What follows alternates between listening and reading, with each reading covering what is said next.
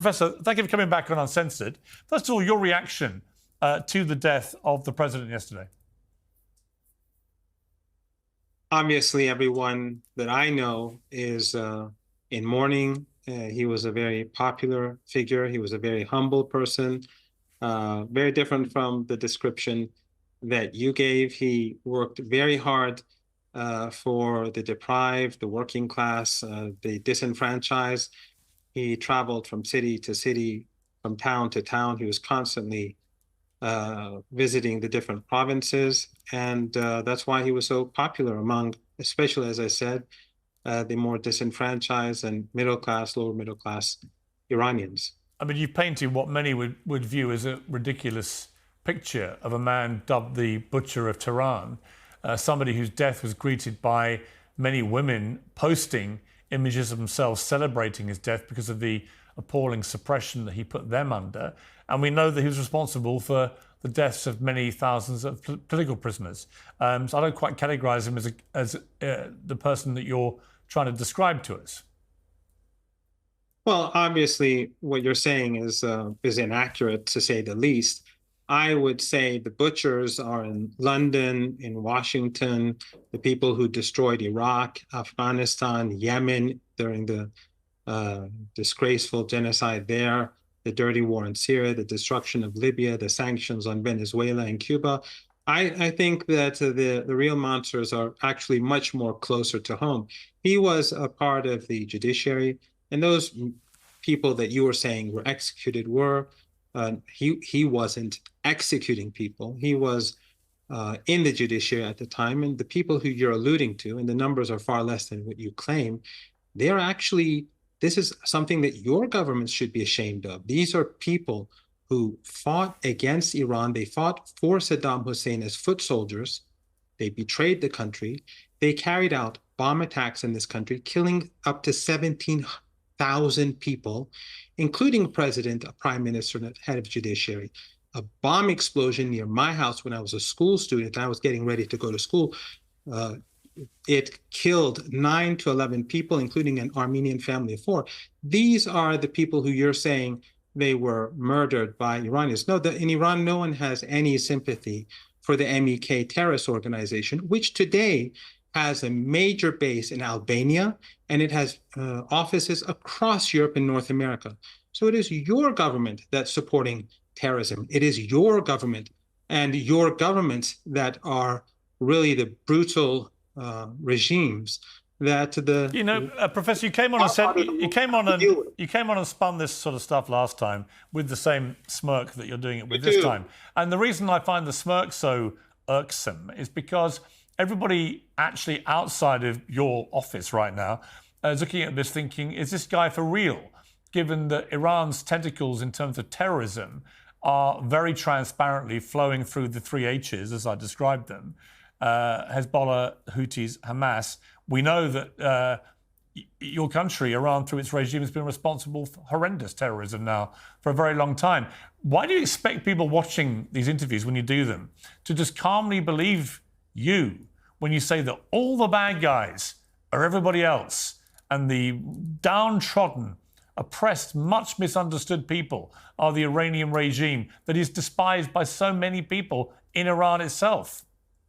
No, in Iran, we'll see during the funeral ceremonies how popular President Raisi was. Just like General Soleimani 4 years ago, people like you were saying the same thing about him. But we saw millions come to the street. Just because in the West you say this sort of thing doesn't mean that that's the reality on the ground over here. Hezbollah was a group that was created as a result of the Israeli regime's invasion of Lebanon. They went and captured the capital in 1982.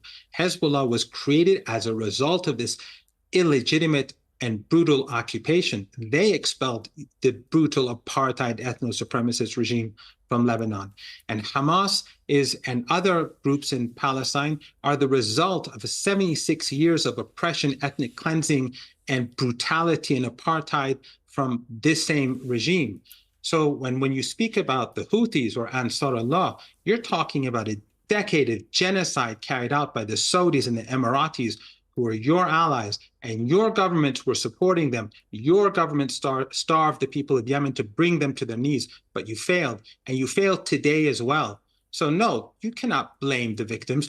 9/11, we were told that Al-Qaeda carried out the attacks on the Twin Towers. Who was Al-Qaeda? They were working with you in Afghanistan. And then 10 years later in Syria and in Libya, Al-Qaeda was cooperating with you. We have an email from Jake Sullivan, February the 12th, 2012, where he sent to Hillary Clinton, where he said in Syria, Al-Qaeda is on our side. The dirty war in Syria, the dirty war in Libya is yours. These are your crimes and you cannot escape from it. So we are the victims and your ugly empire is guilty as it is guilty in the genocide today in Gaza. I wonder how many people watching this around the world, and there'll be a lot, will look at the situation with the current Iranian regime and think the word victim is appropriate. And particularly given that President Raisi, that you paint such a idyllic picture of as a human being, somebody who only cared about the downtrodden. This is a man, of course, ordered tighter enforcement of Iran's hijab and chastity law, restricting women's dress and behaviour. It was under those orders that 22-year-old Mahsa Amini was detained in September 2022 by Iran's morality police for wearing improper hijab and died 3 days later in hospital, sparking mass unrest. That doesn't sound like the kind of guy you're trying to describe to me. It sounds like a guy who is trying to dictate to women how they should dress, how they should behave. Do you understand that in the West, we look at that as reprehensible behaviour? No, in the West, you objectify women, you commodify women, and you sexualize women, and you have Epsteins and many Epsteins who control. Well, we give women the freedom to dress how they wish. Why would you decline them that freedom? In Iran, we have women pilots, we have women scientists. My boss at the University of Tehran, the dean of my faculty is a woman. For the 21 years that I've been an academic at the University of Tehran, 17 and a half of those years, the dean of my faculty was one woman or another. Don't misrepresent Iran. It doesn't work anymore, Piers. Your Western empire is on the decline. The whole of the global South is witnessing the crimes that are being carried out by your regimes. And your declining regimes are now despised by your own people. You're crushing people, students who are protesting genocide.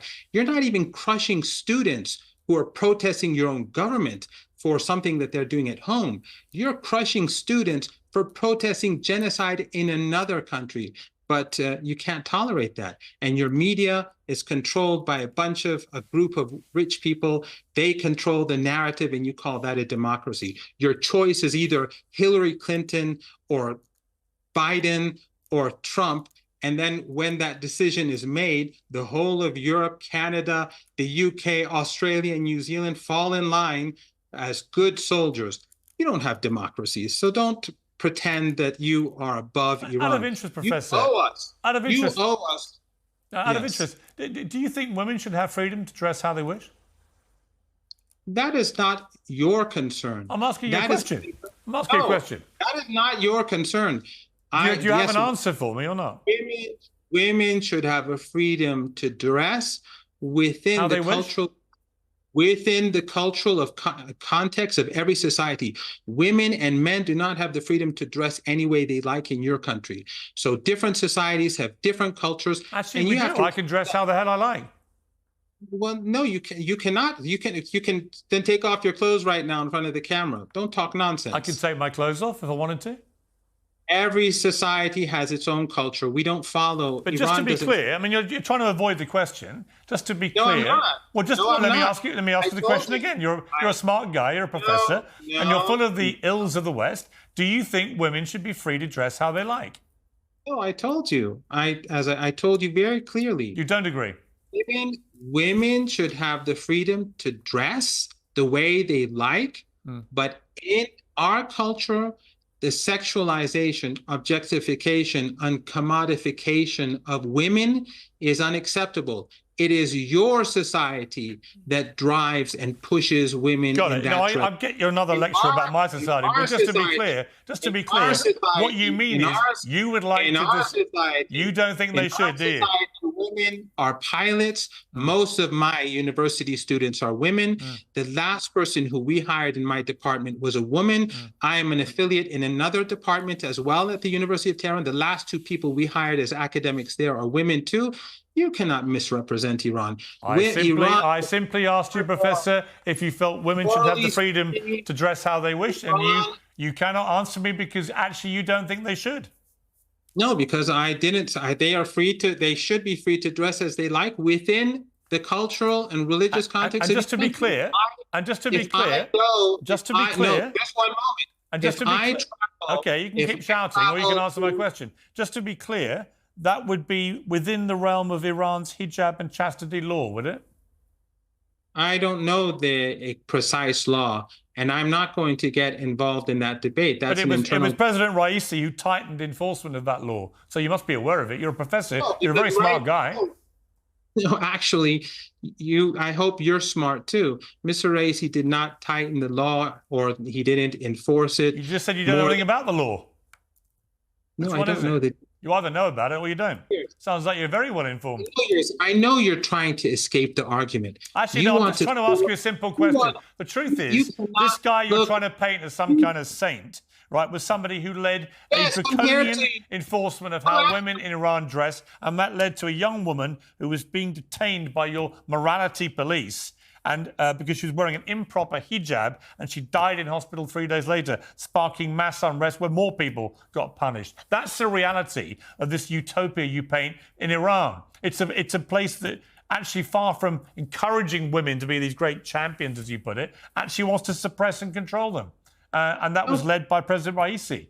But anyway, you want to keep talking. You want to keep talking because you want to run out the clock, because we know quite well, and so do you, that your regime and your governments are the ones that are destroying our part of the world. And you're speaking about a law in Iran that most people accept, and that it is part of a different culture than yours. Yeah. But you think that our society and all other societies have to behave like yours. And that's not necessarily the case. And you think that necessarily because a woman wears a headscarf, that woman is somehow intellectually less, or that she's oppressed. That's your ignorance. I didn't say that. That is your ignorance. No, but I didn't say that. I didn't say that. But women, if a woman, let me be very clear to you. If a woman chooses to do that, that's fine. It's the idea of people like you endorsing a law that orders them to dress in a certain way I find objectionable. It isn't fine to you, because in the West, increasingly, women who have hijab are being sidelined. They're losing their jobs, whether it's in France, whether it's in England, and in other parts of Europe. So don't pretend that this is not the case. But in any case, women in Iran, whether they wear a headscarf or not, most of the university students in Iran are women, and women in Iran know how to deal with their rights much better than you. We don't need you, your government, and your filthy. Is that why they all take to the streets to protest against the regime? Will see. Am I imagining things again? You will see women take to the streets during the funeral, and then I will wonder how are you going to explain that away? Or is it North Korea and how the evil mullahs are forcing people to come to the streets? Yeah, there's a lot of that. Yeah, a lot of that. Yeah, I'm sure that's what there is. Yeah, when you have a morality police, you get told what your morals should be and how to behave. That's the point of a morality police. Anyway, we've run out of time. We've run down the clock because I've given you more time than I intended to, Professor. Just one final point. You have never been to Iran. No. You know nothing about Iran. But I know many people who have. No, you've never been to Iran. And last time you came on this program, you tried to pretend that the regime has the widespread support of Iranian people. It doesn't. It doesn't. Well, in fact, it's believed as many as 80% of Iranian people loathe and despise your totalitarian regime. In your wild dreams, that's the case, but you're the same person who gives a voice to the genocidal regime of Israel, and you advocate the devil. Okay, well, we're going to have a member of the devil next on the program. Professor, thank you very much for coming back. Thank you.